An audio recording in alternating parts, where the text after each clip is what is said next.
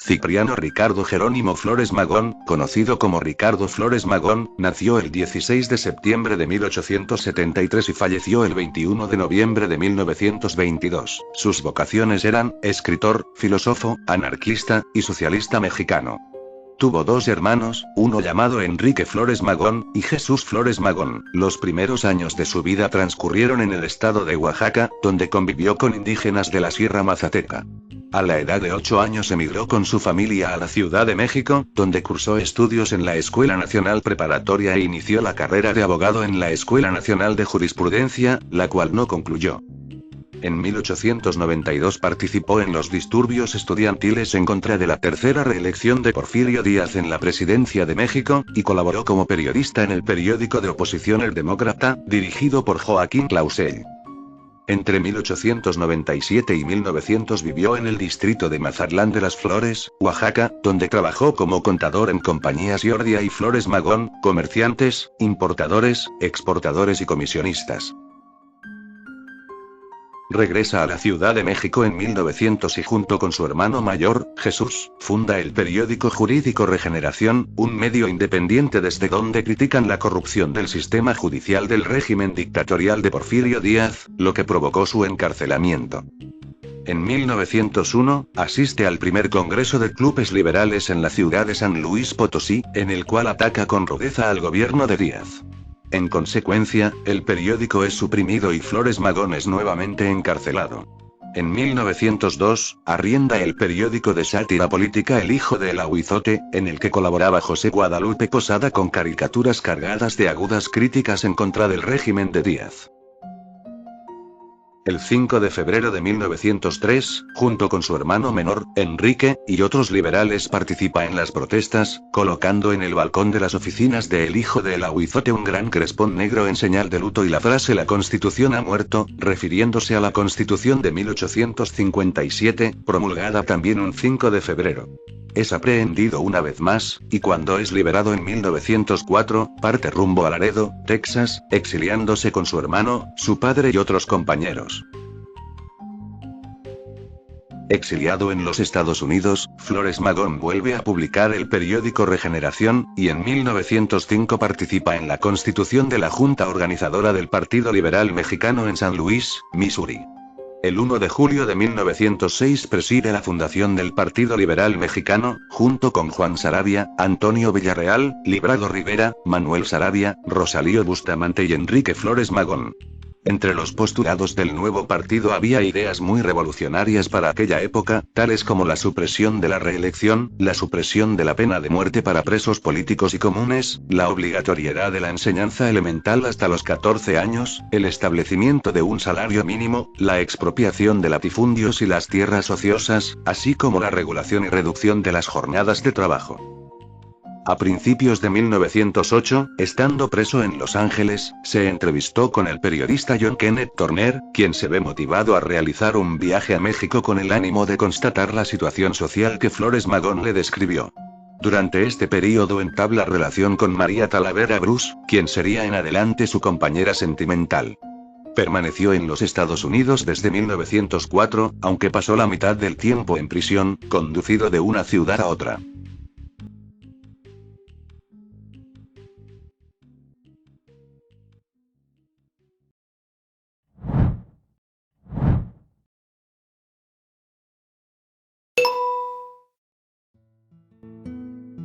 Fue un precursor intelectual de la Revolución Mexicana, y desde 1906 promovió la lucha armada a todo lo largo de la frontera con Estados Unidos para extender la revolución social al resto de la República Mexicana a través de los múltiples grupos afiliados, la mayoría de manera secreta, al Partido Liberal Mexicano. Sin embargo, las actividades armadas del PLM no consiguieron influir en el resto del movimiento armado que estalló en 1910.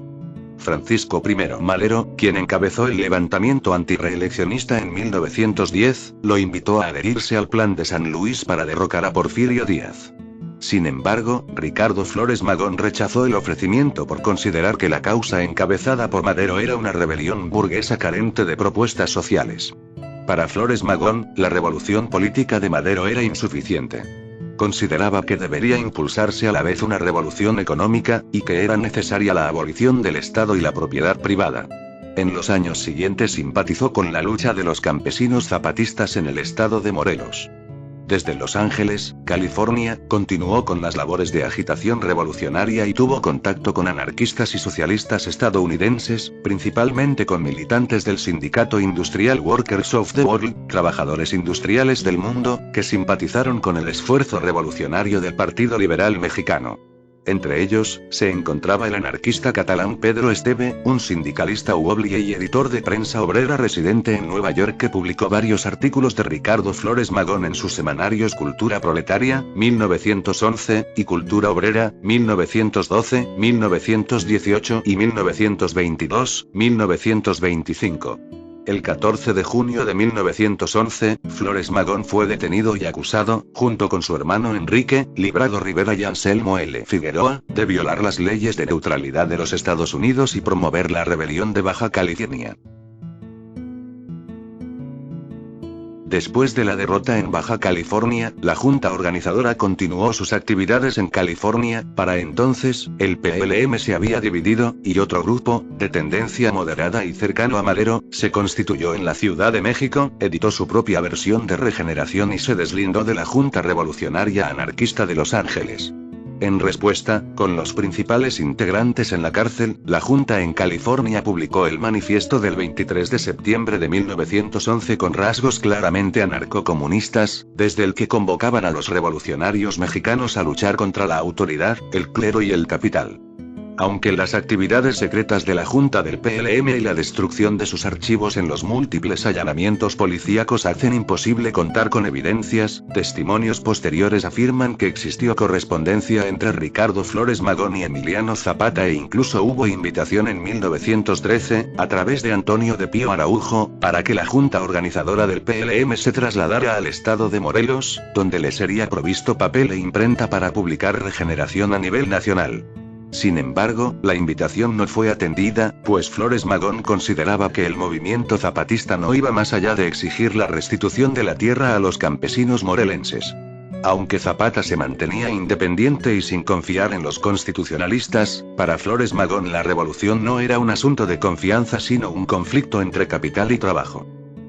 Respecto a Pancho Villa, Flores Magón siempre le guardó antipatía, desde que Villa fue un aliado incondicional de Francisco I. Madero al inicio del levantamiento armado.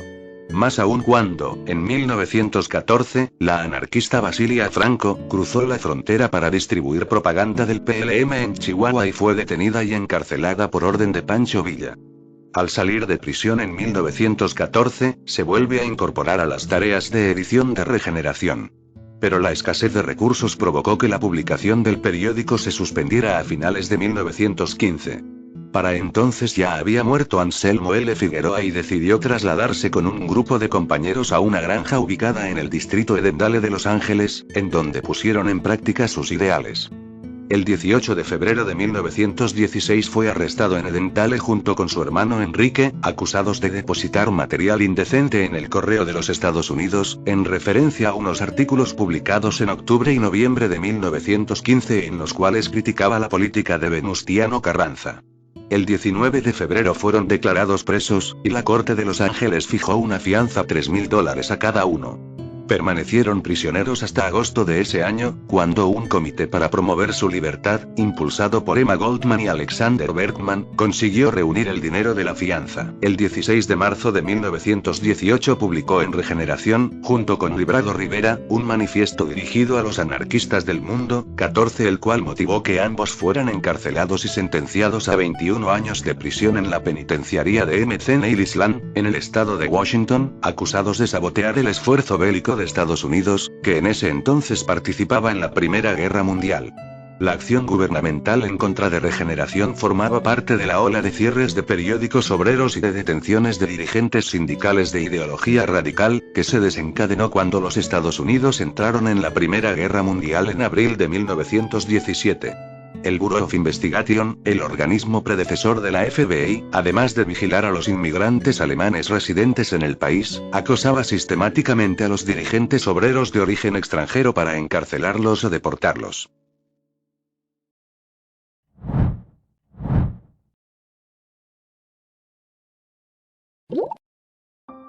El manifiesto se redactó el 23 de septiembre de 1911, texto sobre el cual la Junta Organizadora del Partido Liberal se postula con una mentalidad crítica ante el Estado, previendo romper los paradigmas geopolíticos con una visión anarcocomunista.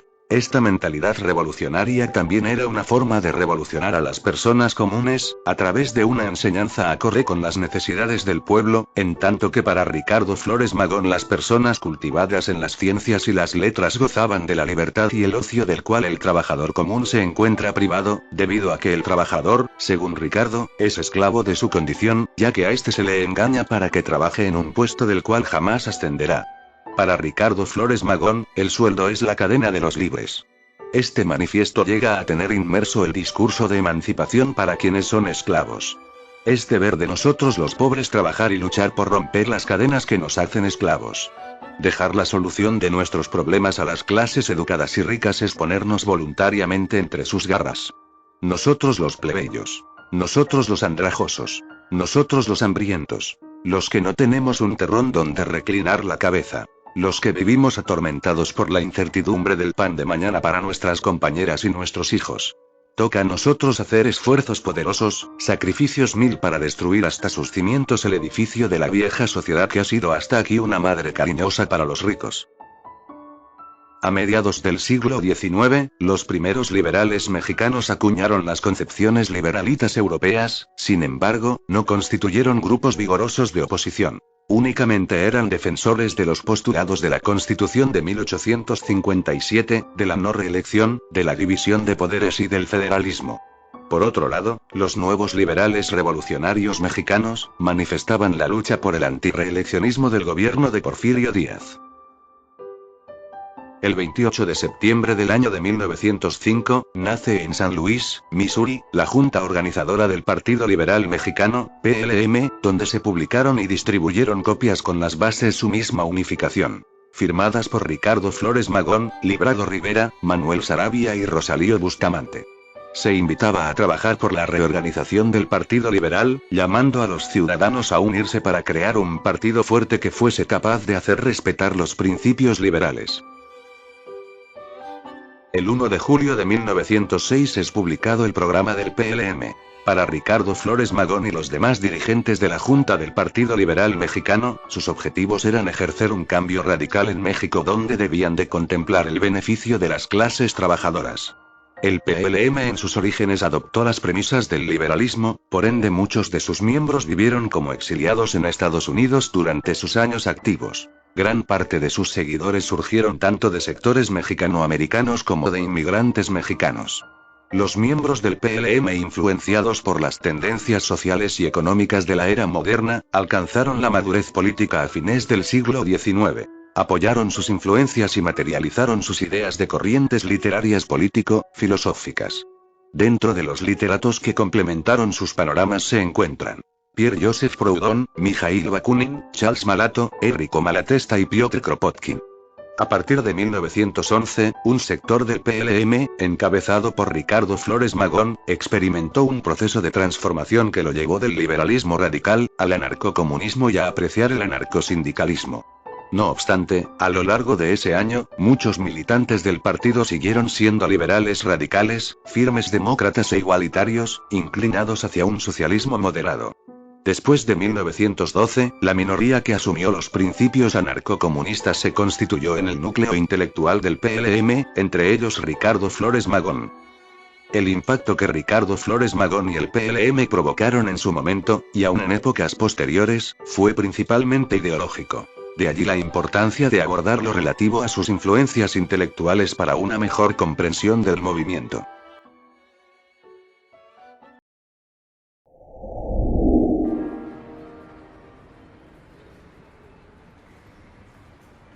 Falleció el 21 de noviembre de 1922 en un calabozo, según las fuentes policiales, a causa de enfermedad, pese a que los informes médicos advertían de su buena salud. Un telegrama enviado decía: Ricardo Flores Magón murió repentinamente a las 5 de la mañana, de enfermedad cardíaca.